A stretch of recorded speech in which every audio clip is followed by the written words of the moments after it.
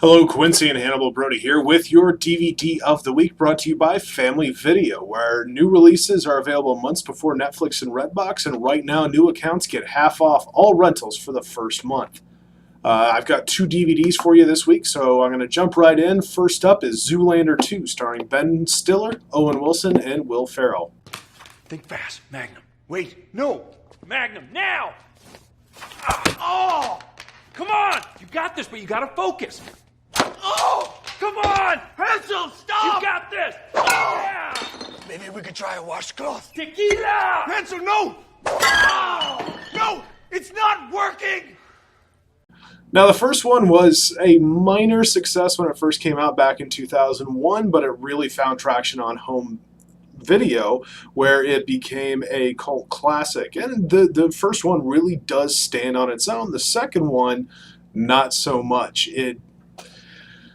It just rests on the laurels of the first one and tries just a bit too hard, and it doesn't quite attain the same greatness that was the original, and it feels a little hollow because of that. Derek Zoolander, Yes. Valentina Valencia, Interpol, Global Fashion Division. Fashion police, we're clean, lady. Go harass somebody else. Besides, I'm out of fashion. I need to talk to you. It has to do with the death of Justin Bieber. His death is not my problem. Now, the DVD release has a few special features which are actually quite interesting, even if the film leaves you a little meh. There's the behind-the-scenes featurette of how they took the production to Rome, how they developed this story, which, again, it could have been a good movie. They just tried way too hard. And a really great tribute to a comedian by the name of Drake Sather, who was a writer on the original Ben Stiller show, and how he and Ben sort of created this character throughout the 90s, culminating in the film that was Zoolander, the first one back in 2001. It's a really great tribute to Drake, and I highly recommend you check it out. Otherwise, you could probably skip this DVD unless you just really, really got to see Zoolander 2. It's not a terrible film. It just could have been much, much better. Also out this weekend is the romantic comedy How to Be Single, starring Dakota Johnson, Rebel Wilson, and Leslie Mann.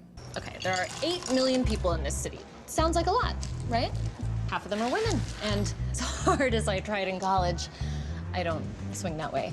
So, 4 million men. And then you gotta have some age limits. Let's say over 20, keep it legal, under 40. keep it sexy. Now it's a million. Right.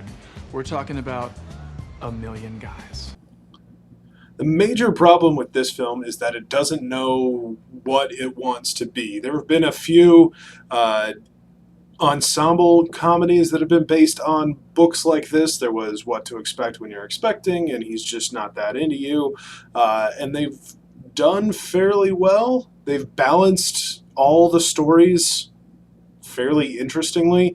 This one tries to do that by having multiple stories going at the same time, but they focus way too much on Dakota Johnson that you kind of forget that there are other stories going on that are just as important and just as interesting, but they don't get a lot of screen time, so they feel a little half complete, which is unfortunate because there's probably a pretty decent movie in there somewhere. They just couldn't find it. They didn't spend enough time on the side stories to warrant their inclusion and our interest in them, but they spent too much time with them that it kind of distracts from the main plot, which is kind of the film's downfall. Now, the DVD has absolutely no special features, so you just get the film. If you really want to see it, then, definitely check it out. But my recommendation is you could probably skip this one, and you're not missing anything. Whoa! Okay, you haven't been single for that long. Yeah. You gotta go around the board. Pass go, collect 200. Why don't you go to one of those alumni events? An alumni event? You go and you network with people, and if you really love what you do, then the whole guy thing is easier. No, I don't want to be like you, Meg. I don't want my job to be my entire life.